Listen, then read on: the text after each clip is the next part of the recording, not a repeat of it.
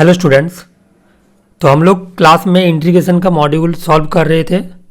तो last class में मैंने 9 क्वेश्चन सॉल्व करवाया था फ्रॉम इंटीग्रेशन बाय सब्स्टिट्यूशन। तो आज का क्लास में हम लोग और कुछ क्वेश्चन सॉल्व करेंगे और इस क्वेश्चन सॉल्व करने के बाद तुम लोगों को बहुत सारा आइडिया आ जाएगा कि इस टाइप का क्वेश्चन को कैसे सॉल्व करते हैं। ठीक है, तो आज का क्लास में बेसिकली क्वेश्चन प्रैक्टिस होगा और इस क्वेश्चन प्रैक्टिस के थ्रू ही तुम लोग समझ पाओगे कि कंसेप्ट को कैसे यूज़ करना है। ठीक है, तो क्लास स्टार्ट करने से पहले मैं एक नया अनाउंसमेंट के बारे में बोलना चाहता हूँ कि मैं एक जेई मेंस का एक सीरीज़ लेके आ रहा हूँ, जिसमें उसमें क्या होगा ना, उसमें ऐसे मैं नहीं पढ़ाऊँगा कोई कंसेप्ट, बट उसमें हम लोग बहुत अच्छे अच्छे क्वेश्चंस करेंगे और उस क्वेश्चंस के थ्रू में हम लोग कंसेप्ट को समझेंगे कि कैसे कंसेप्ट को यूज़ करना है। ठीक है, तो ये मॉड्यूल मैं लेकर आ रहा हूँ और इसमें मेरा जो चैप्टर्स रहेगा स्टार्टिंग में मैं उसमें लिमिट्स से स्टार्ट कर रहा हूँ, क्योंकि लिमिट्स एक बहुत ही इम्पॉर्टेंट चैप्टर है फॉर जेई मेंस या WBJEE और जेई एडवांस। तुम लोग हमेशा देख लेना प्रीवियस ईयर पेपर उठा के कि तुम लोग को लिमिट्स और कंटिन्यूटी से हमेशा क्वेश्चन दिखेगा। तो इसलिए मैंने इस टॉपिक को चूज़ किया है और मैं इधर से स्टार्ट करूंगा क्योंकि ये कैलकुलस का बेस भी है, क्योंकि तुमने जो डिफरेंशिएशन पढ़े हो उसका बेस चैप्टर लिमिट्स है, तो इसीलिए मैं लिमिट्स से स्टार्ट करूंगा। ठीक है, तो उसका एक अलग से अलग प्लेलिस्ट में आएगा, तो तुम लोग नोटिफिकेशन में देख पाओगे। तो मैं जल्द से जल्द उसको डालने के लिए ट्राई कर रहा हूँ। ठीक है, चलो अभी देखो मेरा जो इस पर्टिकुलर वीडियो में जो चल रहा है वो है कि मैं इंटीग्रेशन को कंप्लीट कराऊंगा बिफोर योर एग्ज़ाम। किसी भी बोर्ड्स का एग्ज़ाम होने से पहले मैं इसको कंप्लीट कर दूंगा।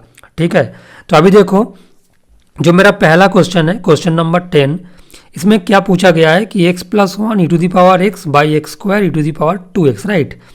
तो इस क्वेश्चन को देखने के बाद मुझे तो कोई भी फार्मूला नहीं डायरेक्टली दिख रहा है जिसको मैं डायरेक्टली यूज़ कर सकता हूँ, ऐसा कोई भी फार्मूला मुझे नहीं दिख रहा है।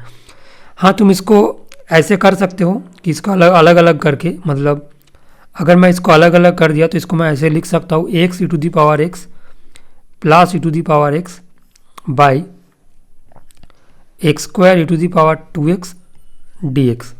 और इसके बाद अगर मैं इसको सब्स्टिट्यूट कर दूंगा, मतलब सॉरी नॉट सब्स्टिट्यूट, सेपरेट कर दूंगा लाइक ऐसे,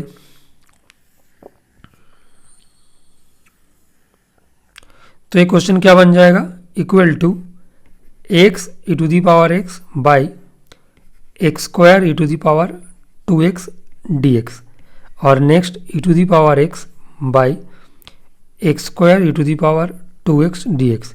देखो सबसे बेसिक स्टेप्स मुझे यही आता था कि इसको मैं ऐसे कर दूँ। अभी आगे क्या होगा, देखो एक x कट जाएगा और एक e⁻x भी कट जाएगा, तो अल्टीमेटली बचेगा यहाँ से dx बाई x e⁻x, क्योंकि यहाँ से कटेगा तो e⁻x बचेगा, क्योंकि e⁻2x का मतलब होता है e⁻x का होल स्क्वायर, तो एक e⁻x चला गया, प्लस इधर e⁻x तो एक कटेगा तो बच जाएगा integration dx by x² e⁻x। But problem क्या है, आगे मैं क्या करूँगा, इसको तो इंटीग्रेट नहीं कर पाऊंगा ना, जो पहले पे बैठा है इसका भी कोई फार्मूला नहीं है, इसका भी कोई फार्मूला नहीं है, तो मैं इधर आकर ना अटक जाऊंगा।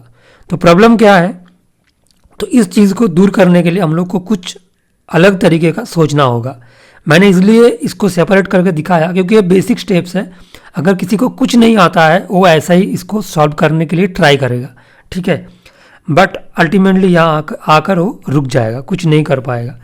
तो देखो जो ऑब्जर्वेशन तुम लोगों को देखना चाहिए वो मैं अभी बताऊँगा।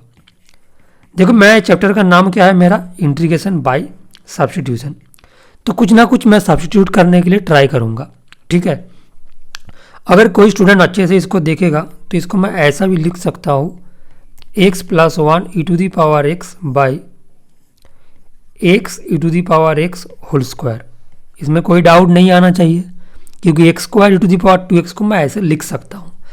अभी देखो इस एक चीज़ करने के बाद ना हम लोग को एक बहुत अच्छा एक एडवांटेज मिल गया। वो एडवांटेज क्या है, जो नीचे में बैठा है मतलब डिनोमिनेटर में, इसका डेरिवेटिव क्या है, अगर तुम कर पाओगे तो तुम्हारे लिए क्वेश्चन बहुत आसान बन जाएगा।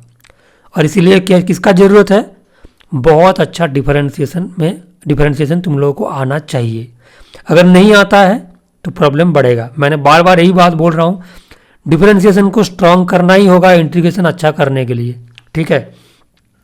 क्योंकि कोई भी बच्चा इसको देखेगा कि x into to the power x का डेरिवेटिव क्या होगा, तो उसको तुरंत समझ में आ जाएगा कि इसका डेरिवेटिव में यू भी रूल अप्लाई होगा, तो x कांस्टेंट रहेगा तो e to the power x का derivative e to the power x plus e to the power x constant रहेगा तो x का डेरिवेटिव 1। इधर से अगर मैं e to the power x को कॉमन ले लेता हूँ तो आ जाएगा x प्लस 1।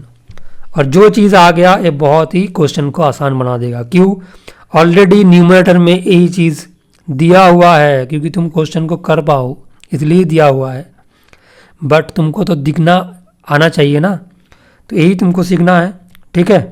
चलो तो अभी क्या करेंगे, सब्स्टिट्यूट करेंगे। तो मैंने जैसे लास्ट लॉजिक बोला था ना कि सब्स्टिट्यूशन के प्रॉब्लम में तुम्हें आइडेंटिफाई करना है कि कौन सा फंक्शन है और कौन सा डेरिवेटिव है।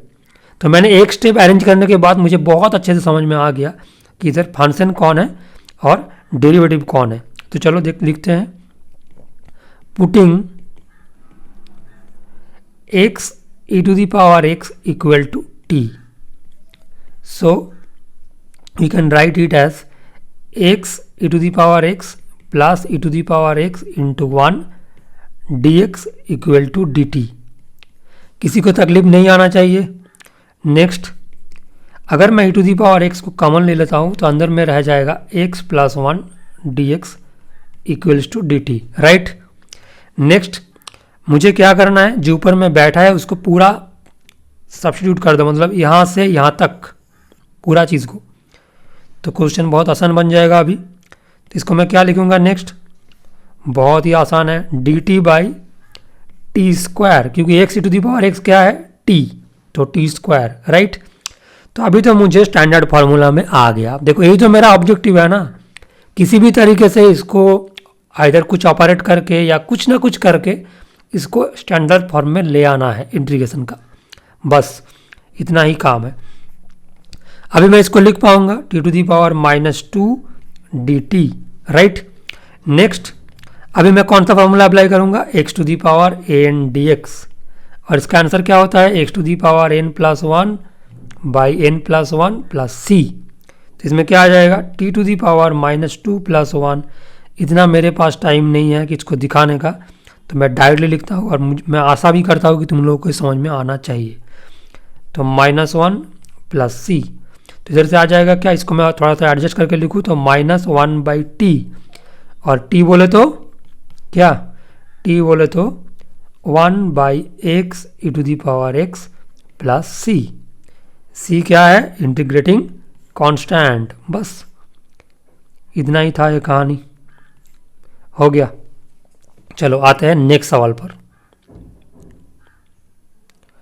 Question number 11। ये बहुत ही इंपॉर्टेंट कंसेप्ट है।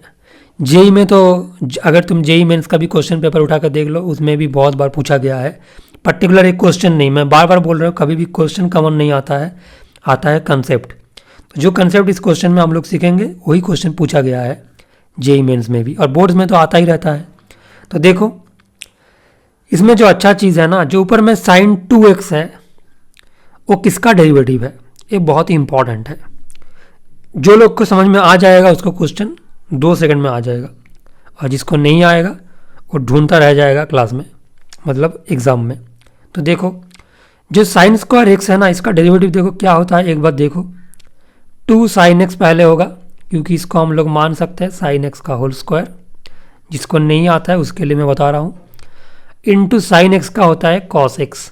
तो आंसर क्या आ जाएगा sin 2x, क्योंकि ये ट्रिग्नोमेट्री का फॉर्मूला है। सिमिलरली अगर तुम cos स्क्वायर एक्स का भी डेरिवेटिव करोगे तो उसका भी रिजल्ट सेम ही आएगा, बट आगे एक माइनस आएगा। तो 2 cos x sin x, क्योंकि cos x का होल स्क्वायर मतलब माइनस, मतलब 2 cos x, और फिर cos x का डेरिवेटिव मतलब माइनस sin x। सो यहाँ से भी हम लोग को मिल जाता है -sin 2x। तो ये चीज़ दिमाग में रहना चाहिए, क्योंकि मैंने बार बार बोल रहा हूँ कि इंटीग्रेशन का क्वेश्चन लोगों को एक दिन में नहीं बनता है। इसके लिए टाइम भी इम्पॉर्टेंट है, और तुम लोगों को थोड़ा सा पेशेंस दिखाना पड़ेगा, ठीक है। तो धीरे धीरे एक्सपीरियंस गैदर करते रह जाओगे और उसके बाद आफ्टर सम टाइम तुम लोग को समझ में आ जाएगा कि इस टाइप का फॉर्म जब दिखोगे तो उसको कैसे हैंडल करना है। ठीक है, बस यही सिंपल लॉजिक है, ज़्यादा सोचने का ज़रूरत नहीं है और डरने का भी ज़रूरत नहीं है कि मुझसे नहीं होगा। ठीक है, तो देखो नेक्स्ट, तो नेक्स्ट मुझे क्या करना है, तो ये आइडिया जब मिल गया ना मुझे तब बहुत आसान हो जाएगा। जो नीचे में पूरा बैठा है ना उसको ही टी ले लेते हैं, क्योंकि साइन 2x तो उधर से आ जाएगा ना। अभी जिसको मेरा बात सुनने के बाद समझ में आ रहा है तो ठीक है, अगर नहीं आ रहा है तो देखो आगे आगे समझ में आ जाएगा, क्योंकि ये डिफ़िकल्ट चीज़ तो नहीं है। तो देखो, putting a square sine square x plus b square cos square x equal to t, मैंने इसको टी ले लिया।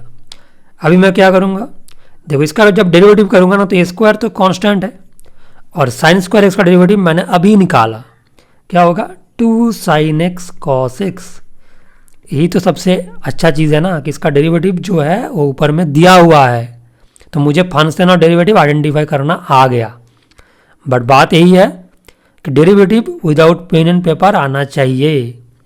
तो नेक्स्ट देखो, minus b square into cos square का डेरिवेटिव क्या होगा, पहले होगा 2 कॉस एक्स और उसके बाद माइनस साइन एक्स, मतलब minus 2 cos x sine x, और ये पूरा चीज़ into d x equal to क्या है राइट में डी टी, इसमें कोई डाउट नहीं है। देखो नेक्स्ट, तो ए स्क्वायर को मैंने पहले लिख दिया और 2 साइन एक्स कॉस एक्स क्या बन जाएगा साइन 2x, क्लियर। माइनस, देखो ए वाला माइनस जब बाहर आ जाएगा तो अल्टीमेटली हो जाएगा प्लस, तो प्लस बी स्क्वायर और 2 साइन एक्स कॉस एक्स का फॉर्मूला क्या होता है साइन 2x। मैंने बहुत बार बोला था कि ट्रिग्नोमेट्री का फॉर्मूला का बहुत ज़्यादा इस्तेमाल होगा डिफरेंशिएशन और इंटीग्रेशन में, अभी तो देख रहे हो ना, आगे और भी देखोगे। तो देखो into d x equals to d t. अगर मैं यहाँ से साइन 2x को कॉमन ले लेता हूँ तो अंदर में क्या रह जाएगा a square plus b square, so और डी एक्स लिखना मैं भूल गया था। देखो next, sine 2x into d x equal to d t by a square plus b square. A और बी कांस्टेंट टर्म है तो उसको लेके मुझे कोई तकलीफ लेने का ज़रूरत नहीं है। ठीक है, तो मैं अभी क्या करूँगा, इसको रिप्लेस करूँगा। चलो रिप्लेस करते हैं, तो मेरा सम बन जाएगा डी टी साइन 2x की जगह में d t by a square plus b square. I think समझ में आ गया। और नेक्स्ट जो नीचे में पूरा बैठा है इसके जगह में मैं पुट कर दूंगा टी, क्योंकि मैंने लिया है इसको टी, तो हो जाएगा टी, करेक्ट। नेक्स्ट जो ए स्क्वायर प्लस बी स्क्वायर है उसको मैं बाहर निकाल दूंगा, क्योंकि कांस्टेंट टर्म है ना, तो इसमें क्या प्रॉब्लम है, तो मैं इसको बाहर निकाल देता हूँ। आओ चलो इसको बाहर निकालो, तो क्या आ गया अंदर में integration d t by t, तो 1 by a square plus b square log mod t, क्योंकि इसका तो फॉर्मूला ही है standard formula log mod t plus c integration d x by x. और टी बोले तो टी क्या है, टी है तुम्हारा log mod a square sine square x plus b square cos square x plus c. बस यही था मेरा कहानी इस क्वेश्चन के लिए। देखो बस यही होगा इसका आंसर बस। बट एक कंसेप्ट बहुत अच्छा था, क्योंकि तुम लोगों को जो याद रखना होगा, मतलब मैं इसको एकदम याद करने का मतलब ऐसा होता है कि कंसेप्ट को याद करना, ना कि उसका मतलब रट्टा मार लेना शाम को। तो जो sign square x cos square x जब भी दिखेगा ना क्वेश्चन में और साइन 2x दिखेगा तो समझ में आ जाना चाहिए कि उसका डेरिवेटिव भी है वो। तो इस टाइप का एडवांटेज हम लोग को आगे भी मिलता रहेगा। ठीक है, चलो आते हैं मेरा नेक्स्ट क्वेश्चन पर। Question number 12। मैं जो भी क्वेश्चन सिलेक्ट किया हूँ बहुत ही मैं मतलब उसको ध्यान देकर मैंने इसको सिलेक्ट किया कि कुछ ना कुछ तुम लोगों को नया कंसेप्ट मिलेगा और उस कंसेप्ट को यूज़ करके तुम कुछ अदर सम्स भी कर पाओगे। मैंने इसके बारे में ज़्यादा ध्यान दिया। ठीक है, तो क्वेश्चन नंबर 12 क्या है, root tan x by sine x cos x. मैं तो 100% बता सकता हूँ कि जो लोग को इंटीग्रेशन हो भी गया है, बहुत सारे बच्चे इसको नहीं कर पाएगा। कुछ बच्चे हैं जो कर भी पाएगा, बट बहुत सारे ने इसको नहीं कर पाएगा। और जो नहीं कर पाने का जो मेन कारण है ना, कि उसको आइडेंटिफाई नहीं कर पाएगा कि इसको कैसे करना है। देखो मैं इसको कैसे करता हूँ। देखो अभी हम लोग को दिमाग में साइन 2x वाला कंसेप्ट तो अभी है ना, तो इसलिए मेरे दिमाग में तो मतलब इसको तुम ऐसे कर सकते हो कि 2 मैंने एक बाहर दे दिया और रूट tan x मैंने जैसे है उसको ऐसे ही लिख दिया, और इसको मैं कर दिया 2 sign x cos x dx। तो आगे देखो क्या होगा, मैं इसको दो तरीके से करूँगा, जिसको जो अच्छा लगे वो फॉलो करना, ठीक है, उस पर्टिकुलर प्रोसेस को फॉलो करना। तो देखो 2 मैंने लिख दिया रूट tan x बाई, इसको मैं लिख सकता हूँ साइन 2x, इसमें तो कोई तकलीफ नहीं आना चाहिए, ठीक है। और नेक्स्ट क्या करना है, मुझे साइन 2x का फॉर्मूला यूज़ करना है, जो कुछ स्टूडेंट्स के लिए बहुत ज़्यादा डिफ़िकल्ट है, क्योंकि उनको तो याद ही नहीं है कि साइन 2x का भी कोई फार्मूला होता है। और क्या होता है साइन 2x का फार्मूला, चलो तुम लोगों के लिए मैं एक बार लिख ही देता हूँ। In terms of tan 2 sine x का तो तुमको पता है ऑलरेडी, मैंने इसको यूज़ किया है, बट tan में इसका क्या फार्मूला है बहुत सारे को नहीं आता है। अगर नहीं आता है तो उसके लिए भी मेरे पास और एक ऑप्शन है, मैं दिखाऊंगा, बट अभी के लिए तो फिलहाल इसको याद रख लो, क्योंकि ये काम में आने वाला है। तो देखो मैं इसको लिखूंगा अभी 2 रूट tan x और sine 2x can be written as 2 tan x by 1 plus tan square x, correct. चलो आते हैं नेक्स्ट, मैं इसके बाद इधर ही कर रहा हूँ इक्वल टू। अभी देखो जो नीचे एक 2 है और ऊपर में एक 2 पहले से ही था, और मैं 1 प्लस tan स्क्वायर एक्स को ऊपर ले जा रहा हूँ, करेक्ट। और मेरे पास इतना जगह नहीं है कि मैं इसको इधर करूँ, तो मैं इसको नीचे ही कर रहा हूँ। चलो आते हैं नीचे, देखो नेक्स्ट इक्वल्स टू 2, और नीचे वाला 2 बाहर आ गया क्योंकि उसको अंदर में रहना पसंद नहीं है, तो 1 plus tan square x root tan x by tan x, correct, dx। इसमें कोई तकलीफ नहीं आना चाहिए। नेक्स्ट 2 तो कैंसिल हो गया, और देखो जो tan, इसको मैं ऐसा भी लिख सकता हूँ कि रूट tan x, और ये tan x अगर कट जाएगा ना तो नीचे बच जाएगा रूट tan x। जिसको समझ में नहीं आ रहा है उसके लिए ऐसा है कि tan x to the power half है, रूट tan x का मतलब नीचे है tan x, तो नीचे वाला tan x जब नीचे आएगा तो इसका पावर सब्सट्रैक्ट होगा, तो आ जाएगा 1 by tan x to the power half, और जिसका मतलब होता है 1 बाई रूट tan x। थोड़ा सा अंडरस्टैंडिंग बेटर करने के लिए मैंने इसको दिखाया, ठीक है। जिसको आता है उसको ज़्यादा सोचने का ज़रूरत नहीं है। चलो आते हैं नेक्स्ट। तो नेक्स्ट क्या है देखो, तो मैंने जो किया इसके बाद 1 प्लस tan स्क्वायर इसको मैं लिख सकता हूँ ना कि sec square x d x, क्योंकि हम लोगों को पता होता है कि sec square x minus tan square x equal to 1। From here tan square x sec square 1 plus tan square x equal to sec square x, correct, by root tan x, बस इतना ही। अभी देखो जो ऊपर में सेक स्क्वायर एक्स है ना, वो किसका डेरिवेटिव है, tan x का, जो नीचे बैठा है। तो मेरे लिए तो काम बहुत आसान हो गया। तो मुझे क्या करना है, putting tan x equal to t, but root over के अंदर है ना, तो काम थोड़ा सा आसान करने के लिए हम लोग उसको टी स्क्वायर ले लेते हैं, तो कैलकुलेशन थोड़ा सा आसान होगा। टी लेकर भी तुम कर सकते हो, ठीक है, कोई प्रॉब्लम नहीं होगा। तो चलो टी स्क्वायर ले लिया, बात ख़त्म।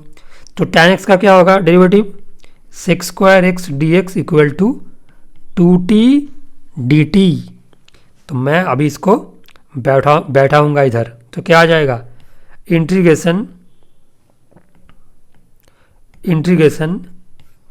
2t dt six square x की जगह में, और जो रूट tan x है वो बन जाएगा t। तो टी को अभी कैंसिल कर दो, तो बचेगा क्या, 2 को तो रहने का कोई ज़रूरत नहीं है अंदर में, उसको हमेशा बाहर रहना पसंद है। तो 2 इंटू डी टी, तो आंसर हो जाएगा 2t प्लस सी, और t बोले तो रूट tan x, तो 2 रूट tan x प्लस सी, ये हो गया मेरा फाइनल आंसर। अभी देखो, जिसको ट्रिग्नोमेट्री का फार्मूला यूज़ करना अच्छा लगता है उसके लिए तो बहुत ही अच्छा प्रोसेस है, बट जिसको फार्मूला याद नहीं रहता है उसके लिए तो ये बिल्कुल ही ख़राब प्रोसेस है, क्योंकि उसको तो फार्मूला याद नहीं है तो कैसे इसको इतना अप्लाई करे और याद करे। तो इसीलिए उसके लिए भी मेरे पास एक ऑप्शन है, चलो दिखाता हूँ मैं उसको, अगर अच्छा लगे तो मैं एक काम करता हूँ, इधर एक अंडरलाइन कर देता हूँ और मैं इधर इसको सॉल्व करके दिखाऊंगा।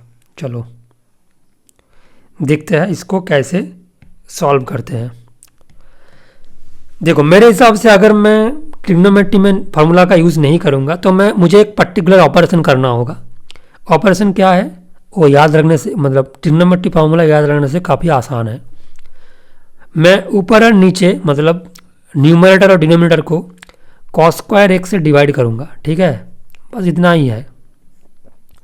किससे डिवाइड करूँगा, कॉस स्क्वायर एक्स से। आगे भी बहुत सारा सम में कॉस स्क्वायर एक्स डिवाइड होगा, तो इसीलिए ये तुम्हारे लिए अभी तो न्यू है, बट कुछ दिन के बाद न्यू नहीं रहेगा और एक बहुत ही इम्पॉर्टेंट स्टेप बन जाएगा, ठीक है। चलो अभी आते हैं नेक्स्ट। देखो, जो root tan x by cos square x है ना, मैं इसको ऐसा लिख सकता हूँ कि root tan x into 1 by cos square x मतलब सेक्स स्क्वायर एक्स, कोई तकलीफ नहीं आना चाहिए। और नीचे जो है देखो, उसमें से एक कॉस एक्स तो कट जाएगा, एक कॉस एक्स तो कट गया, तो बचा क्या हुआ है, क्या बचा हुआ है अभी, नॉट रूट tan x।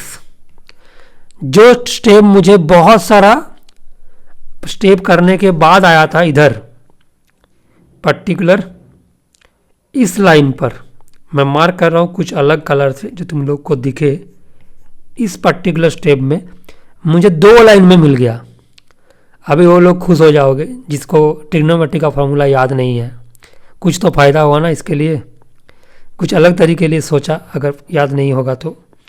इसीलिए तो बोलते हैं ना, जो लोग लेज़ी होता है उनके पास ज़्यादा दिमाग होता है, मतलब वो ज़्यादा दिमाग को यूज़ करता है। दिमाग तो सभी के पास सेम होता है, बट कौन कितना यूज़ करता है उसके ऊपर डिपेंड करेगा। तो जो लेज़ी लोग होता है ना, वो ज़्यादा दिमाग को यूज़ करता है, तो इसी का नतीजा एसाम है। तो देखो अभी, तो मैं इसको लिख दिया अभी dx। नेक्स्ट लाइन में ये तो कट जाएगा, मतलब बचेगा sec square x by root tan x dx। Okay, next बात सेम ही है, क्या करना है, putting tan x equal to t square. चलो करो, putting tan x equal to t square, so sec square x d x equal to 2t dt। तो क्या होगा मेरा साम अभी हो जाएगा, सेक्स स्क्वायर एक्स का मतलब है 2t dt, और नीचे वो tan बैठा है वो चेंज होके हो जाएगा t, रूट tan x है ना, क्योंकि tan x को मैंने टी स्क्वायर लिया, तो टी कैंसिल हो जाएगा, तो बचेगा कौन, बचेगा ओनली 2, और जिसको क्या है इंटीग्रेशन के अंदर में रहना पसंद नहीं है तो उसको निकालो उधर से, तो 2 dt, तो इंटीग्रेशन क्या होगा 2t प्लस सी, और t बोले तो रूट tan x। तो देखो ये भी तुम्हें सेम आंसर दे दिया, मतलब मेरा प्रोसेस में कोई गलत नहीं है। तो चलो, एक क्वेश्चन बहुत इंपॉर्टेंट था, स्पेशली ट्रिक नंबर 2, मतलब जो ऑप्शन 2 मैंने यूज़ किया, dividing by cos square x, बहुत काम में आएगा। आगे मैं और इसको एक्सप्लेन करूंगा कि कॉस स्क्वायर एक्स डिवाइड करने का क्या ज़रूरत है, कैसे वो यूज़ हो रहा है, मतलब इसके बारे में थोड़ा सा डिटेल में बताऊंगा, बट आगे जब इस टाइप का क्वेश्चन आएगा तब, ठीक है। चलो आते हैं नेक्स्ट सवाल पर। Question number 13, dx by 1 plus tan x। देखो, ये वाला क्वेश्चन देखने के बाद बहुत सारे स्टूडेंट्स को दिमाग में आएगा कि इसको एक काम करो, 1 माइनस tan x से ऊपर नीचे इसको मल्टीप्लाई कर दो। कि ये थे ना जो integration dx by 1 plus sine x था इसको, और जो integration dx by 1 plus cos x था इसको, किए थे ऐसा ऑपरेशन, तो लगा दो इसको। बट जो लोग ऐसा सोच रहे हो ना, उसको इस क्वेश्चन सॉल्व करने के टाइम दिमाग अच्छे से यूज़ नहीं किया। मैं क्यों ऐसा बोल रहा हूँ, क्योंकि अगर तुम इसको 1 माइनस tan x से ऊपर नीचे मल्टीप्लाई करोगे तो ये नीचे तो हो जाएगा ऐसा। देखो तुम लोगों के लिए मैं इसको करके भी दिखा रहा हूँ कि क्या प्रॉब्लम आने वाला है। तो मैं इसको लिखूँगा 1 minus tan x by 1 minus tan square x। दुनिया में कोई भी फॉर्मूला नहीं है जो तुम्हें 1 माइनस tan स्क्वायर x का रिजल्ट देगा, ठीक है। ऐसा कोई फार्मूला दुनिया में एग्जिस्ट नहीं करता।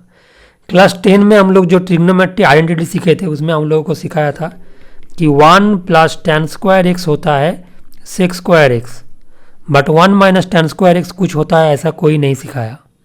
तो इसीलिए ये करने का मतलब एग्ज़ाम में सुसाइड करना, ठीक है। तो चलो इसका मतलब इसको भूल जाओ। और हम लोग 1 प्लस साइन एक्स में क्यों किए थे, क्योंकि हम लोग को पता था कि अगर मैं 1 माइनस साइन एक्स से ऊपर नीचे मल्टीप्लाई करूँगा तो बाद में 1 माइनस साइन स्क्वायर एक्स हो जाएगा, और जो आगे मुझे जो रिजल्ट देगा कॉस स्क्वायर एक्स, जो क्वेश्चन को रिड्यूस कर देगा या कुछ हेल्प होगा। बट इधर हेल्प तो दूर की बात है, तुम्हारा काम और ख़राब कर रहा है इस पर्टिकुलर ऑपरेशन। तो इसका कोई बात ही नहीं आना चाहिए दिमाग में, ठीक है। क्यों आना नहीं चाहिए, ये बहुत इंपॉर्टेंट बात है। हम लोग को कभी किसी भी चीज़ याद तभी रहता है जब हम लोग को पता होता है कि वो क्यों नहीं होगा। अगर रीज़न पता नहीं है तो दुनिया में किसी को याद नहीं होगा, ठीक है। तो चलो आते हैं मेरा सवाल पर। तो मुझे क्या करना चाहिए, मुझे बहुत ही सिंपल स्टेप्स करना चाहिए जो मुझे बचपन से आता है, क्योंकि मुझे ट्रिग्नोमेट्री का सेंस है उसको लिखना चाहिए कि टैन को जब भी हम लोग देखते हैं ना खुश होकर उसको साइन और कॉस में लिख देते हैं। तो यही जो सिंपल तरीका है वही कभी कभी बहुत काम में आ जाता है, तो वही करो। तो 1 plus sine x by cos x, ठीक है। तो मैंने इसको लिख दिया। इसके बाद क्या करना चाहिए, जो लोग करते हैं एलसीएम, क्योंकि कभी भी हम लोग को कुछ फ्रैक्शन जैसा चीज़ दिख जाता है, मतलब something plus something by something, तो हम लोग आग बंद करके एलसीएम कर देते हैं। तो करो LCM, cos x plus sine x. Next आगे क्या करना है, जो कॉस एक्स है ऊपर ले जाना है, उसको नीचे रख के तो कोई फ़ायदा नहीं है, तो चलो उसको ऊपर ले जाओ। देखो अभी इतना तक तो किसी भी स्टूडेंट को आ जाना चाहिए, बट प्रॉब्लम स्टार्ट होता है इसके बाद। आगे क्या करूँ, आगे तो मेरे पास कोई ऑप्शन ही नहीं दिख रहा है क्या करना चाहिए, क्योंकि नॉर्मली ये सब्स्टिट्यूशन का प्रॉब्लम है। पहले तो मैं देखो किसी भी क्वेश्चन सॉल्व करने के टाइम हम लोग कैसे दिमाग में, क्योंकि अभी तो बहुत ही इनिशियल स्टेज में इंटीग्रेशन चल रहा है, आगे तो बहुत सारा चैप्टर्स पढ़ना है, और उसके बाद जब हम लोग एक क्वेश्चन को देखेंगे एग्ज़ाम में तो कैसे समझ में आएगा कि इसको ऐसे ही करना है। अभी तो बहुत सारे को समझ में आ जाएगा कि इसमें कुछ ना कुछ सब्स्टिट्यूशन लगाना है, क्योंकि हम लोग सब्स्टिट्यूशन का क्वेश्चन सॉल्व कर रहे हैं। बट एग्जाम में तो किसी भी जगह में नहीं लिखा रहेगा ना कि solve the question by using substitution, किसी भी जगह में इतना अच्छा नहीं करेगा। तो इसीलिए ये भी तुम लोगों के लिए एक बहुत अच्छा चैलेंज होने वाला है इंटीग्रेशन में, कि जब पूरा इंटीग्रेशन हो जाएगा तब तुम्हें कैसे समझ में आएगा इस क्वेश्चन को कैसे सॉल्व करना है। तो इसके लिए मैं एक बहुत ही अच्छा एग्जाम्पल बताता हूँ। जैसे कोई भी पेशेंट अगर डॉक्टर के पास सिंपल बुखार लेके जाता है तो उसका क्या हर एक टेस्ट डॉक्टर प्रिस्क्राइब कर देता है कि मलेरिया का टेस्ट करो, डेंगू का टेस्ट करो, और अभी तो कोविड का टेस्ट करो, और कुछ जो भी मतलब मेडिकल में होता है सब कुछ टेस्ट करो। एक साथ में क्या लिखता है, नहीं लिखता है ना। इसके पीछे रीज़न क्या है कि पहले उसका जो सिम्टम है उसको देख के एक प्रिलिमिनरी एग्जाम्पशन लगाया जाता है कि, और डॉक्टर के पास वो एक्सपीरियंस है इसीलिए वो लगा पाता है, हम लोगों के पास नहीं है तो हम लोग इसलिए कुछ नहीं कर पाएंगे। बट उनके पास जो नॉलेज है उसको यूज़ करके वो एक प्रिलिमिनरी मतलब प्राइमरी स्टेज में एक एजम्पशन करता है कि इसका ये होना चाहिए, और उसके अकॉर्डिंगली जो बेसिक मेडिसिन है उसको पहले यूज़ करके देखते हैं कि उसको क्या होता है। तो पहले इसको देता है, उसके बाद अगर काम नहीं करता है तब वो उस एरिया में जो चल रहा है, अगर नॉर्मल फीवर हो रहा है, मैं उसके बात कर रहा हूँ, किसी और टाइप का डिजीज़ का बात नहीं कर रहा हूँ, तो अगर उधर फीवर हो रहा है और उस लोकल एरिया में कौन सा चल रहा है उस टाइम में डिजीज़, तो उसके हिसाब से वो नेक्स्ट टेस्ट देता है या उसका जो सिम्टम है उसके हिसाब से। तो मेरा बोलने का मतलब यही है कि अगर तुम्हें एक क्वेश्चन दिखता है और उसके बाद तुम्हें क्या करना है, तुम्हारे पास पूरा इंटीग्रेशन का नॉलेज है, जैसे डॉक्टर के पास उसका पूरा लाइफ का और एजुकेशन का पूरा नॉलेज है कि क्या क्या पढ़ के आया है, क्या क्या उसके पास केसेस है। सिमिलरली तुम लोगों के पास हर एक इंटीग्रेशन का फार्मूला और टाइप सब कुछ पता है। अभी तुम्हें जस्ट चेक करना है कि पहले बेसिक्स, अगर बहुत ही सिंपल एक इंटीग्रेशन आ गया कि integration sine x d x, क्या तुम इसके लिए बहुत सारा टेस्ट करोगे कि इसमें कौन सा इंटीग्रल का फॉर्म यूज़ होगा, ऐसा कुछ? अरे डायरेक्टली फार्मूला में है ना, पैरासीटामोल दो काम खत्म, ठीक है। तो मतलब बात ऐसे समझो कि यही जो डिटेक्ट जो अच्छा कर पाता है उसको हम लोग अच्छे डॉक्टर बोलते हैं। सिमिलरली जिसका दिमाग तेज है, जिसके पास बहुत सारा फार्मूला का स्टोरेज बहुत आसानी से है, मतलब उसको बहुत अच्छे से वो याद कर सकता है जल्दी जल्दी।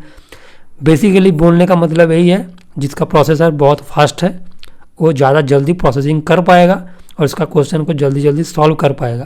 तो इसीलिए 2 स्टेप इंपॉर्टेंट है। स्टेप नंबर 1, जैसे घर वाले का नाम याद रखते हो ना, मम्मी पापा का, इसी मतलब स्पीड में तुमको इंटीग्रेशन और डेरिवेटिव का फॉर्मूला आना चाहिए, साथ में ट्रिग्नोमेट्री का। अगर इतना स्पीड में नहीं आ रहा है तो प्रोसेसिंग तो छोड़ दो, लैग करेगा फ़ोन।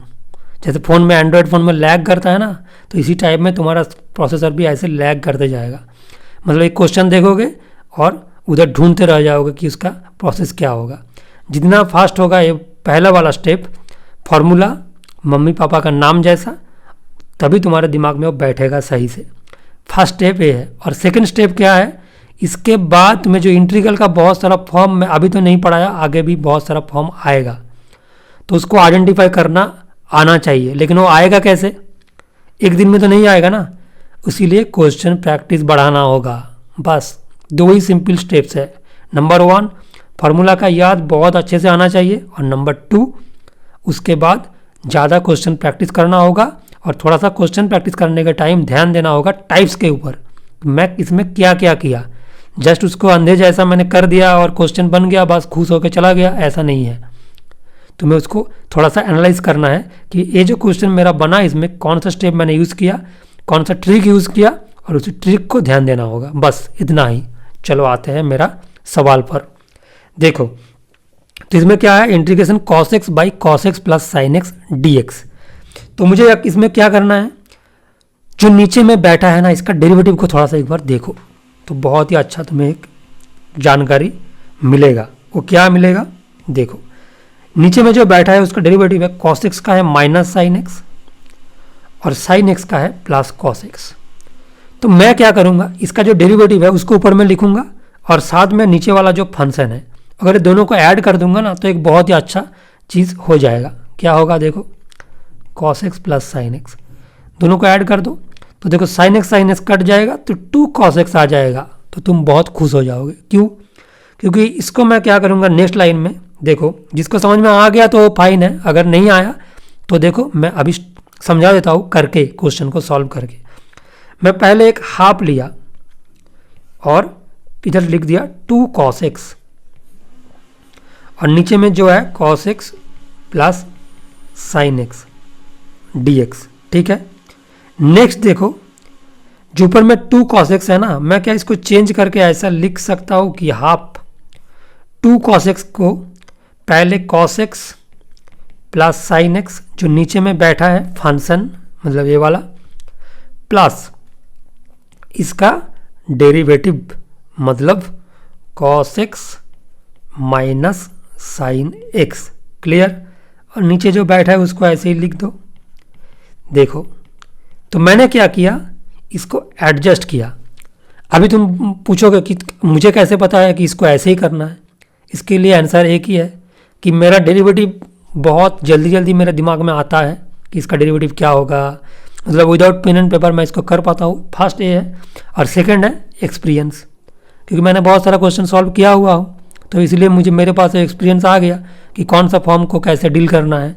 तो ये तुम लोगों को भी धीरे धीरे आ जाएगा, इसलिए कोई डरने का ज़रूरत नहीं है। बट मैंने जो 2 स्टेप बोला उस मतलब उसी को ठीक करना है, उसके पीछे तुम्हें टाइम स्पेंड करना होगा, बस इतना ही। तो देखो अभी इसके बाद तो एक क्वेश्चन बहुत आसान बन गया। मैंने क्या किया, फंक्शन को लिखा और फंक्शन को डेरिवेटिव को ऐड कर दिया, तो मैंने देखा ये ऑटोमेटिक एडजस्ट हो गया। तो मैं अभी क्या करूँगा, इसको अलग अलग कर दूंगा। तो cos x plus sine x by cos x plus sine x dx, इसको अलग कर दिया, plus half cos x minus sine x by cos x plus sine x dx। Clear? I hope सभी को समझ में आ गया। अभी देखो जो पहला वाला पार्ट है वो तो बहुत आसान है, मतलब वो इतना आसान है वो किसी को भी तकलीफ नहीं देगा, क्योंकि कट जाएगा ना। ऐसा अगर सब सामने होता तो बहुत अच्छा हो जाता, बट ऐसा तो नहीं होगा, तब मेरा पढ़ाने का भी ज़रूरत नहीं पड़ता। तो half integration dx plus half, देखो इसको हम लोग ऐसे सोच सकते हैं ना कि ऊपर में डेरिवेटिव है और नीचे फंक्शन है। तुम चाहो तो इसको t लिख सकते हो, मतलब ऐसे putting cos x plus sine x equal to t, then इसका derivative minus sine x plus cos x dx equal to d t, जो ऊपर में है।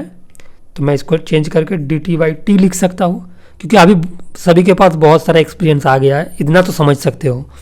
तो next half x plus half log mod t plus c, और t बोले तो उसको नहीं भूलना है एग्जाम में रिप्लेस करना। टी बोले तो क्या है, टी बोले तो cos x plus sine x plus c, बस यही था मेरा कहानी इस पर्टिकुलर सम का, और जो बहुत ही इंटरेस्टिंग था।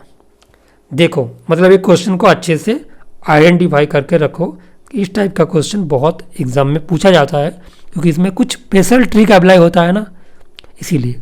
चलो आते हैं नेक्स्ट सवाल पर। Question number 14, integration dx by 1 plus root x. देखो मैं एक एक सवाल को जल्दी जल्दी करने के लिए मैं नहीं ट्राई कर रहा हूँ, मेरा जो मेन पर्पस है कि तुम लोगों को कंसेप्ट को समझाना अच्छे तरीके से, कि तुम लोगों को इसी टाइप का और भी क्वेश्चंस अगर बुक में दिखेगा किसी जगह में दिखेगा तो तुम कर पाओगे।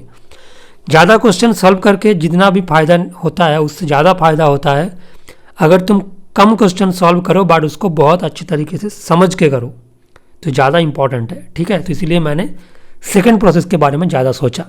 चलो देखते हैं क्वेश्चन नंबर 14 क्या है।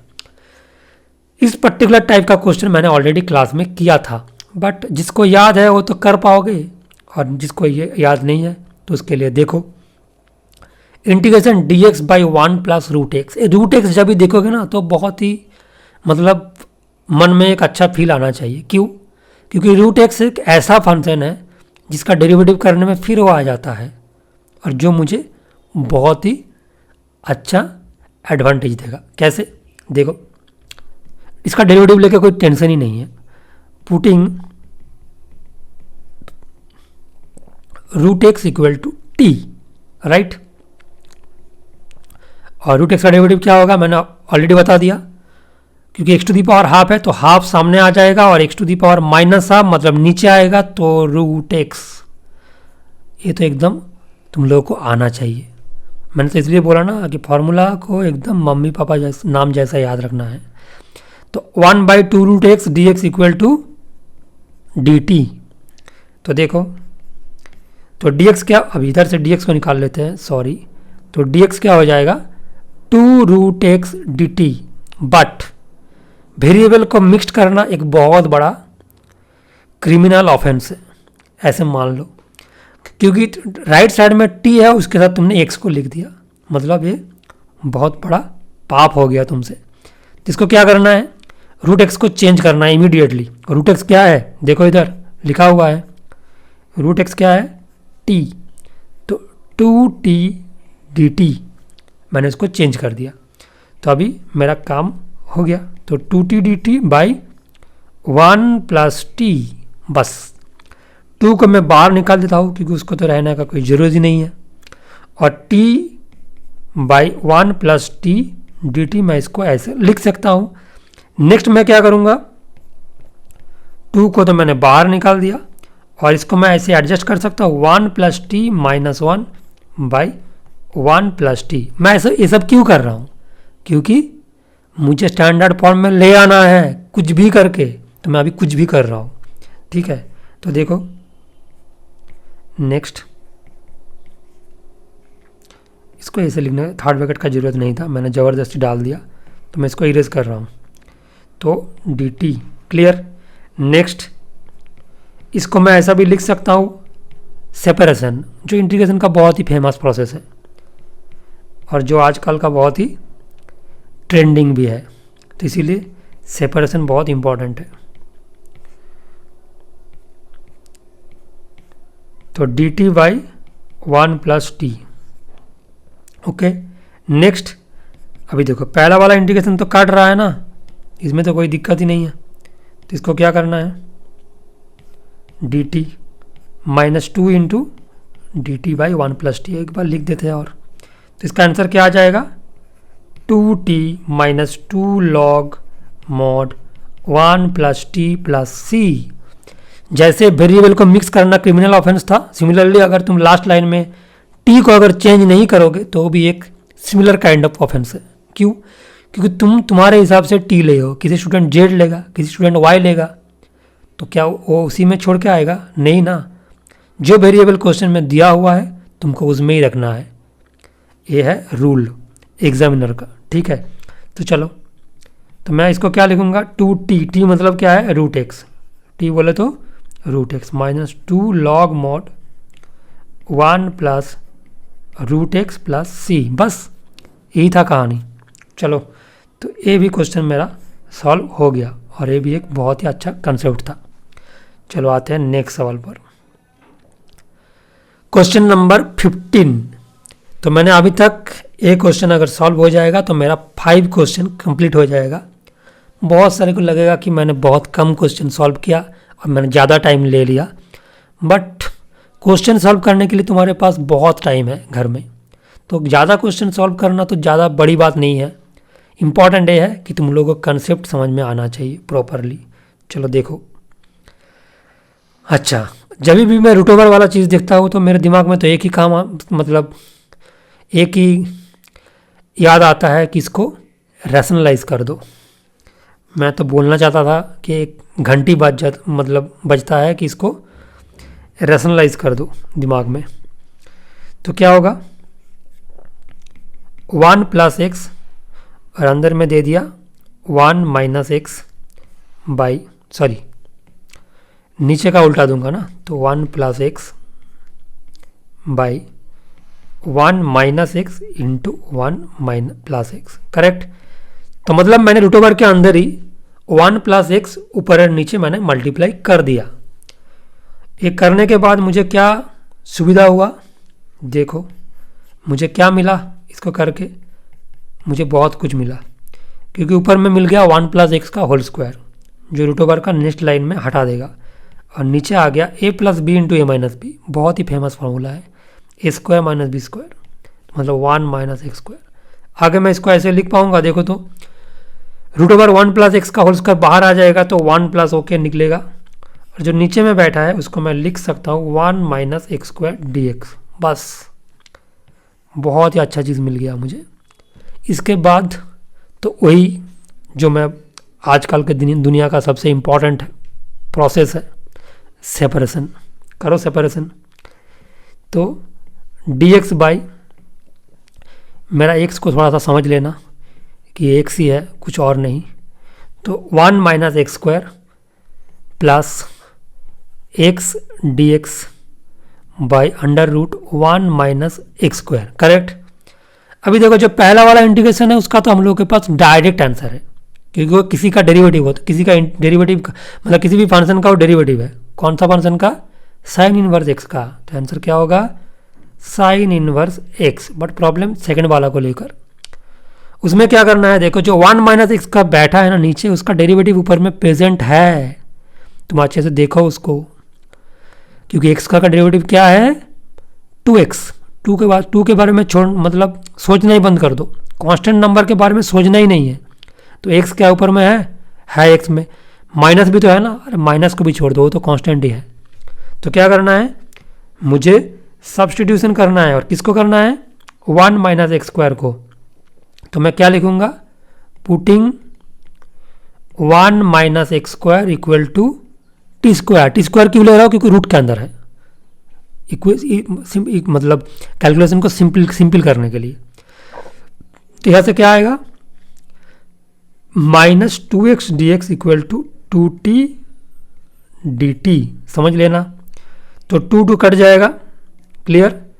सो इधर से आ जाएगा x dx equal to minus t dt। बस अभी मैं इसको तो इधर नहीं लिख सकता, क्योंकि इसको पहले करना है और उसके बाद मुझे इसका इंटीग्रेशन का रिजल्ट लिखना है। तो साइन इनवर्स x प्लस, अभी जो x dx है उसको मैं क्या लिखूंगा, माइनस टी डी टी, और root over 1 minus x square का मतलब क्या है t। तो टी कैंसिल हो जाएगा। अभी बहुत सारे बच्चे का मन में सवाल आएगा कि मैंने इसको साइन इनवर्स x लिखा, तो इधर तो एक c लिखना चाहिए। c लिखो या ना लिखो कोई प्रॉब्लम नहीं है, लास्ट में दे देंगे। c के बारे में ज़्यादा चिंता करने का जरूरत नहीं है, ठीक है।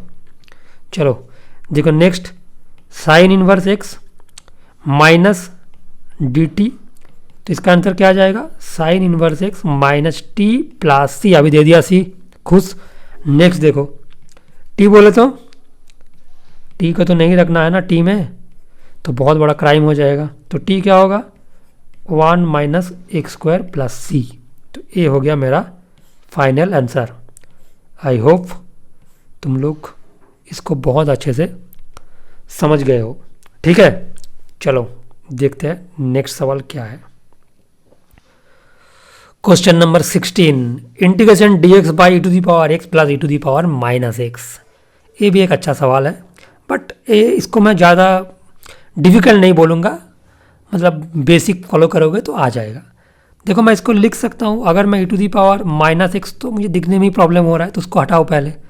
मेरे दिमाग में तो यही ख्याल आया कि मुझे माइनस चीज़ को दिखना नहीं है, तो उसको हटाओ। और उसको कैसे हम हटा सकते हैं, उसको लिख के 1 by e to the power x. कैसे, क्योंकि x to the power minus 1 क्या होता है, -1 बाई एक्स।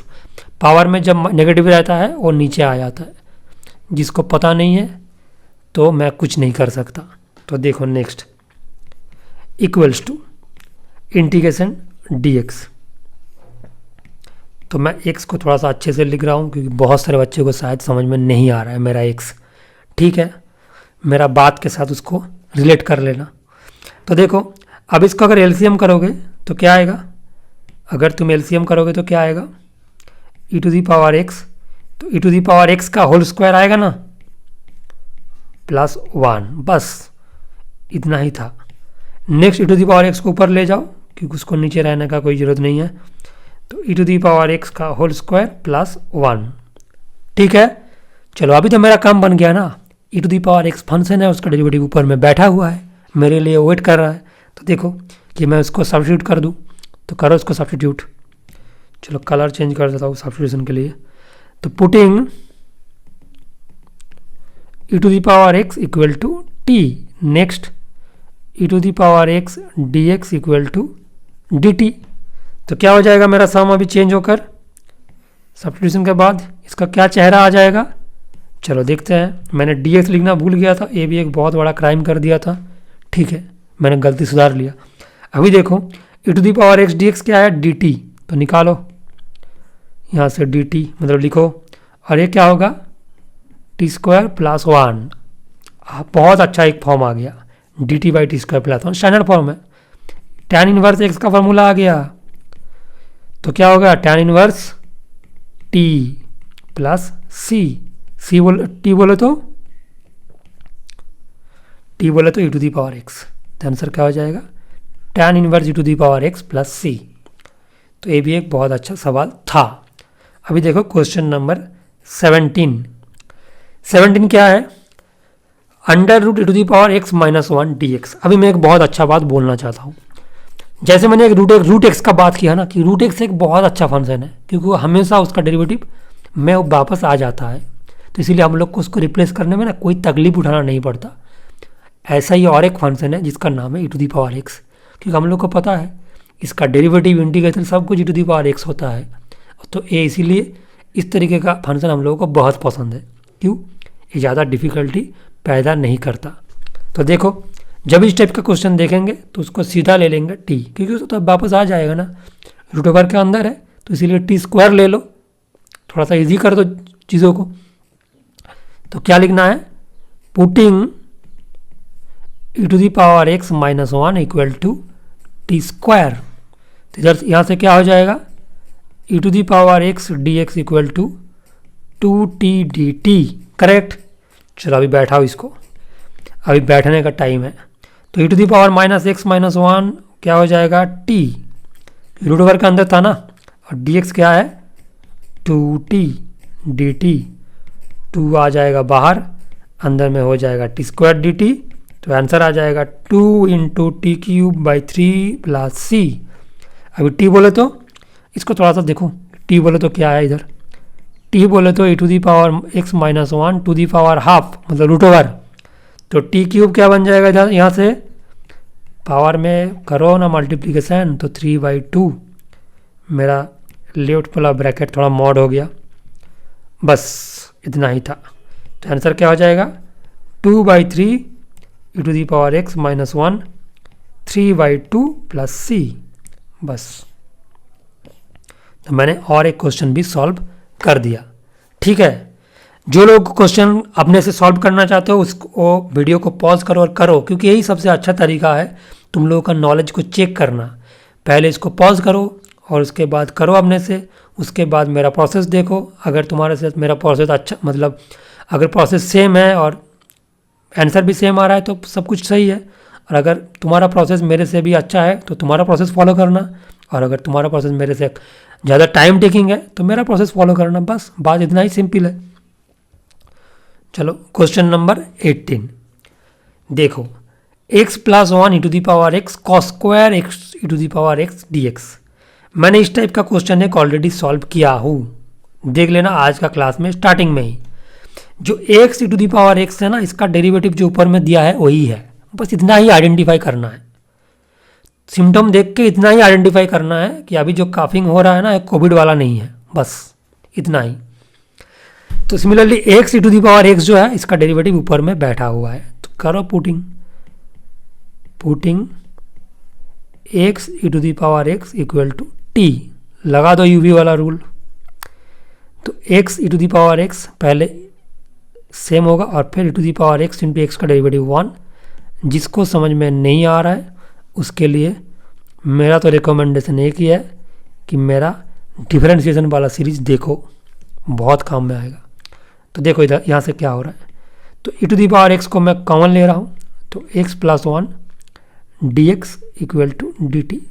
पूरा चीज़ ऊपर में दिया हुआ है, तुम्हारे लिए तो दिया है ना ये एग्जामिनर ने, इसको दे दो सब कुछ। उसके बाद देखो आप कर पाता है कि नहीं कर पाता है। फिर भी अगर नहीं कर पाया तो एग्जामिनर और क्या करे, देखो। तो अभी क्या होगा, पूरा जो ऊपर में बैठा है उसको dt लिख दो, और जो नीचे में बैठा है उसको क्या लिखना चाहिए? cos² t। बस अभी जब ऊपर जाएगा तो इंटीग्रेशन का फॉर्म लेके आएगा, और वो फॉर्म क्या है? Standard form. sec² x किसका डेरिवेटिव होता है? tan x का। तो इसका मतलब sec² t का डेरिवेटिव इंटीग्रेशन क्या होगा? tan t। इतना सिंपल है। तो tan t बोले तो x e⁻x + c। बस अभी धीरे धीरे मेरा क्वेश्चन इजी बन रहा है ना, क्योंकि अभी तुम लोगों के पास एक्सपीरियंस आ गया ना, इसलिए तुम लोगों को इजी लग रहा है और कुछ नहीं। देखो 19, हाँ अभी बहुत सारे स्टूडेंट को लग रहा है, मतलब लगेगा कि अभी तो बहुत अच्छा ही चल रहा था, बीच में कहाँ से फ्रैक्शनल पावर आ गया लाइफ ख़राब करने के लिए। तो देखो बट करना तो है, नहीं तो एग्ज़ाम में लाइफ ख़राब हो जाएगा। पहले अगर कर लिया तो बच जाओगे। तो देखो इंटीग्रेशन dx/x⁻½ + x⁻1/3। जब भी फ्रैक्शनल पावर दिखेगा इस टाइप का, तो पहले क्या करना है? ये नीचे जो बैठा है ना नंबर 2 और 3, इसका एलसीएम कर लो। इसका एलसीएम क्या आएगा, किसी को बताने का जरूरत ही नहीं है, 6। तो मुझे क्या करना है, आग बंद करके ले लो x इक्वल टू 2⁶, बस वही काम है। Putting x equal to t⁶। अभी बहुत सारे बच्चा पूछेगा कि मैंने क्यों t⁶ लिया, क्योंकि इसका पावर को फ्रैक्शन से इंटीजर में कन्वर्ट करने के लिए, इतना ही सिंपल आंसर है। देखो तो dx क्या है, 6 t⁵ dt। तो लगा दो dx के जगह में, तो बैठाओ इसको 6 t⁵ dt बाई x⁴ क्या होगा, अगर x इक्वल टू t⁶ है, इसीलिए तो बैठा है ना। जो लोग के दिमाग में सवाल आ रहा है, देखो अभी वो चुप कर जाएगा। तो t⁵ और t⁶ 1/3, तो क्या आ जाएगा, 6 को बाहर निकालो, उसको तो रहना कोई ज़रूरत नहीं है। और नीचे जो है इसका मतलब है पावर कट के t³ और बाद में जो है उसको पावर कट के t²। बस अभी नेक्स्ट क्या करना है, नीचे से कॉमन जा रहा है तो उसको काटो। सिंप्लीफाई तो करना चाहिए ना, जितना सिंप्लीफाई कर सकते हो, इसमें तो कोई बुराई नहीं है। तो देखो t² को मैंने ले रहा हूँ कॉमन, तो नीचे क्या बैठेगा t+1, एक कट के क्या होगा t³। बस बहुत आसान कर दिया। अब इधर मैं लिख रहा हूँ, ठीक है। तो क्या आएगा, 6 तो बाहर जैसे उसको ऐसे रहने दो, तो t³ बाई t+1 dt। बस अभी मैंने और एक बेसिक कंसेप्ट यूज़ करूँगा। ऊपर में पावर बड़ा है और नीचे पावर छोटा है। ऊपर का पावर है 3 और नीचे का पावर है 1, कुछ नहीं है मतलब 1। ऊपर अगर बड़ा होता है नीचे से तो सिंपल बचपन वाला डिवीज़न लगा दो, अगर कुछ नहीं आता है तो। और अगर कुछ आता है तो देखो कैसे करना है। जैसे मुझे बचपन वाला डिवीज़न बिल्कुल पसंद नहीं है, तो इसीलिए मैं ऐसे नहीं करूँगा। तो देखो मैं क्या करूँगा, मैं इसको लिख सकता हूँ कि t³ -1 और +1। नहीं, मुझे -1 करके कोई फ़ायदा नहीं होगा, मैं +1 और -1 करूँगा। क्यों करूँगा अभी समझ में आ जाएगा, चिंता करने का बिल्कुल ज़रूरत नहीं है, बहुत आसान है। देखो नेक्स्ट, तो इक्वल टू क्या है, इसको अलग कर रहा हूँ, t³ +1 बाई t+1 dt और -6 dt बाई t+1, बस इतना ही। नेक्स्ट देखो क्या होता है आगे। देखो जो t³ +1 है ना, क्या मैं इसको लिख सकता हूँ, अभी फार्मूला आ गया। फार्मूला तो हम लोग को याद रखना ही नहीं है, बस क्या करें, मैथ्स का तो ये असूल है ना कि अच्छा मैथ्स करने का सबसे बड़ा इंपॉर्टेंट पॉइंट है फार्मूला को मम्मी पापा का नाम जैसा याद करना। अगर नहीं होता है तो दिमाग से हटा दो, अच्छा मतलब एक ख्वाब हटा दो कि हम अच्छा सम कर सकते हैं, इसको हटा दो दिमाग से, ये भ्रम है, ठीक है। तो देखो नेक्स्ट, तो इसको क्या लिख सकते हैं, t+1 t² माइनस t+1। ये मैंने कौन सा फॉर्मूला यूज़ किया, a³ + b³ का, a + b × a² minus ab + b², ठीक है। और नीचे क्या है, t+1 dt। इसका इंटीग्रेशन क्या होगा, -6 log mod t+1, प्लस सी को तो रहना चाहिए बट अभी के लिए नहीं, बाद में। तो देखो नेक्स्ट, मैं इसके बाद यहाँ कर रहा हूँ, थोड़ा सा देख लेना मेरा सिस्टमेटिक वे से जैसे मैं कर रहा हूँ, ठीक है। तो नेक्स्ट देखो 6 बाहर आ गया जैसे था, और मैंने इसको क्यों किया, इस t+1 को आराम से काटने के लिए। इसको मुझे नीचे बिल्कुल पसंद नहीं है क्योंकि ये मेरा काम को बिगाड़ रहा है, इसीलिए इसको काट दिया अभी। तो अभी इसको क्या करना है, t² dt अलग कर रहा हूँ, ये तो तुम लोगों को पता है, और 1 dt बस। और ये तो पहले से ही था, 6 log mod t+1 प्लस, क्योंकि इंटीग्रेशन अभी भी नहीं हुआ है पूरा, तो मैं अभी भी नहीं दूंगा। अच्छा अभी देखो, बहुत सारे बच्चे को अभी क्वेश्चन आ सकता है कि इसका इंटीग्रेशन मैंने कैसे लिख दिया कि log mod t+1, क्योंकि देखो नीचे में जो बैठा है उसका डेरिवेटिव 1 है, जब तक वो 1 होता रहेगा ना तब तक मैं उसको लिख पाऊंगा, और कुछ कांस्टेंट टर्म भी आएगा तो उसको डिवाइड करके भी लिख पाऊंगा, ठीक है। मैंने उसको लास्ट क्लास में समझा दिया। तो नेक्स्ट देखो -6 log mod, और जिसको उसमें समझ में नहीं आया वो मुझे कमेंट करके बताओ, तो मैं फिर बताऊंगा नेक्स्ट क्लास में। तो देखो -6 log mod t plus 1, next 6 into t cube by 3 -6 into t square by 2 plus 6 into t -6 log mod t plus 1 plus c, और फिर t बोले तो t क्या है, इधर से निको देखो t क्या है, x to the power 1/6 power shift करता है तो रेसिप्रोकल होके जाता है, तो t equal to x to the power 1/6। बैठाओ जहाँ पर है, इसको काटो पहले 2, तो x to the power 1/6 to the power 3 minus 2 से काटो तो इधर 3 into x to the power 1/6 square, next 6 into x to the power 1/6 -6 log mod x to the power 1/6 plus 1 plus c. ठीक है, इसको और स्टेप सिंप्लीफाई कर देते हैं तो क्या होगा, 2 into x to the power half -3 into x to the power 1/3 plus 6 into x to the power 1/6 -6 log mod x to the power 1/6 plus 1 plus c. तो आई थिंक ये वाला क्वेश्चन बहुत अच्छा था, एक नया कंसेप्ट तुम लोगों को सीखने के लिए मिला और ये बहुत ही एक अच्छा क्वेश्चन है। ठीक है, चलो आते हैं मेरा आज का लास्ट सवाल पर, क्वेश्चन नंबर 20। तो मैंने 10 क्वेश्चन अभी कंप्लीट करने जा रहा हूँ। तो देखो, integration sine x plus cos x by root over sine 2x, ये बहुत ही अच्छा कंसेप्ट का क्वेश्चन है। जिसको एक बार नहीं मतलब इसको किया है उसको तो आने का चांसेस बहुत कम है, बट अगर किसी को डेरिवेटिव बहुत अच्छा आता है तो उसके पास चांसेस है इस क्वेश्चन को नया देखने के बाद भी बना देने का। देखो कैसे, जो ऊपर में बैठा है, क्या मुझे बता सकते हो ये किसका डेरिवेटिव है? मैंने नहीं पूछा कि इसका डेरिवेटिव क्या है, मैंने पूछा हूँ एक कौन सा फंक्शन का डेरिवेटिव है जो ऊपर में बैठा है। देखो साइन एक्स किसका डेरिवेटिव होता है बताओ, माइनस कॉस एक्स का, क्योंकि कॉस एक्स का डेरिवेटिव होता है साइन एक्स, तो प्लस साइन एक्स है मतलब माइनस कॉस एक्स का। प्लस कॉस एक्स किसका डेरिवेटिव है, साइन एक्स का, तो मतलब अल्टीमेटली पूरा चीज किसका डेरिवेटिव है, sign x minus cos x का। अभी पहला काम तुम्हारा यही है कि इतना समझ के कि function sine x minus cos x है उसको टी ले लो, आगे देखा जाएगा जो होगा। ठीक है, अभी के लिए ले लो ना, क्या प्रॉब्लम है, ऊपर में तो डेरिवेटिव आ रहा है, एक बात तो हो रहा है ना, देखते हैं आगे। तो लिखो putting sine x minus cos x equals to t, next derivative करो तो cos x plus sine x d x equal to d t. ठीक है, बहुत अच्छा बहुत अच्छा, क्योंकि ऊपर का जो फंक्शन डेरिवेटिव है वो पूरा आ गया तो डी टी।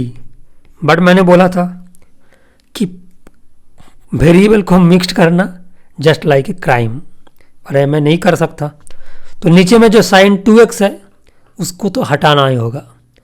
बट प्रॉब्लम क्या है कि उसको कैसे हटाऊं, क्यों, थोड़ा सा ट्रिग्नोमेट्री का दिमाग यूज़ करना है, साथ में अलजेब्रा। ठीक है, एक काम करते हैं, देखो क्या होगा आगे। हम लोग जिस पर्टिकुलर फंक्शन से इसको सब्स्टिट्यूट किए हैं ना उसको स्क्वायर कर देते हैं, देखते हैं क्या होता है आगे आगे। तो अगर इसको स्क्वायर कर दिया तो a माइनस बी का होल स्क्वायर ना, मतलब a square minus 2ab plus b square, correct, equals to t square, क्योंकि स्क्वायर तो हम एक साइड में नहीं कर सकते एज पर मैथमेटिक्स रूल। तो नेक्स्ट ये जो साइन स्क्वायर एक्स और कॉस स्क्वायर एक्स दोनों एक साथ में जब आता है तो क्या होता है, वो मिलके 1 माइनस, फिर ट्रिग्नोमेट्री आ गया 2 साइन एक्स कॉस एक्स। मैं भी नहीं चाहता हूँ कि ट्रिग्नोमेट्री आ जाए क्योंकि तुम लोगों को प्रॉब्लम होता है, बट क्या करें, 1 minus sine 2x equal to t square. Next यहाँ से मैं साइन 2x को क्या लिख सकता हूँ, 1 माइनस टी स्क्वायर। बहुत अच्छा, तो देखो तो मेरा जो साइन 2x है मैं इसको क्या लिख सकता हूँ, 1 माइनस टी स्क्वायर। ये तो बहुत अच्छा हो गया ना, मतलब मैंने तो इतना नहीं सोचा था, जस्ट मैंने डेरिवेटिव को रिप्लेस कर दिया था और उसके बाद मैंने एक फंडा लगा दिया, ऑपरेशन कर दिया स्क्वायर वाला, तो मेरा तो कुछ पूरा काम तमाम हो गया है ना। तो अभी देखो इस तो स्टैंडर्ड फॉर्म में आ गया और इसका आंसर क्या होता है, सभी को पता है साइन इनवर्स टी, बट कोई बताता नहीं। साइन इनवर्स टी प्लस सी, देखो तो और टी क्या है, टी बोले तो है sign x minus cos x. बस बहुत ही एक अच्छा कंसेप्ट का क्वेश्चन था और मैंने इसका सॉल्व कर दिया। तो आज का क्लास में हम लोग टोटल 10 क्वेश्चन सॉल्व किया। आई थिंक 10 to 20 जितना भी होता है काउंट करके देख लेना, ठीक है। तो ये सब सारा क्वेश्चन सॉल्व करने के बाद इतना तो दिमाग में आ जाना चाहिए कि पर्टिकुलर सब्स्टिट्यूशन का क्वेश्चन कैसे सॉल्व करते हैं हम लोग। और कभी कभी हम लोग को डायरेक्टली दिख जाता है कि फंक्शन और डेरिवेटिव क्या है, कभी कभी हम लोग को कुछ जुगाड़ लगा के उसको ले आना पड़ता है with the help of either कोई ट्रिग्नोमेट्रिक फार्मूलाज या कोई अलजेब्रिक ऑपरेशन, मतलब कुछ ना कुछ करके। तो मेन प्रॉब्लम यही है कि तुम लोगों को ये सारा ट्रिक सीखना है धीरे धीरे, विथ टाइम सब ठीक हो जाएगा। बट अभी के लिए उतना ज़्यादा डरो मत, क्योंकि आगे का रास्ता बहुत बाकी है। और ऐसे तुम्हारा एग्ज़ाम तो नज़दीक आ रहा है। मैं अगर बोर्ड्स का बात कर रहा हूँ या जेई का बात कर रहा हूँ, सारा एग्ज़ाम बहुत ही नज़दीक है। तो इसीलिए डरना तो नॉर्मल बात है, लेकिन ज़्यादा डर जाओगे तो कुछ नहीं कर पाओगे। तो इसीलिए मतलब ठंडी दिमाग से सम्स करते रहो, और जो क्लास में मैं कर रहा हूँ इसको थोड़ा सा देख के कॉपी में अच्छे से लिख के इसको प्रैक्टिस करो। ये बहुत काम में आने वाला है। तुम अगर जब एग्ज़ाम पेपर देने जाओगे बोर्ड्स में तो देख लेना कि बहुत सारा क्वेश्चंस आइदर मेरा क्लास से आ जाएगा या तो उसका सिमिलर कंसेप्ट आएगा।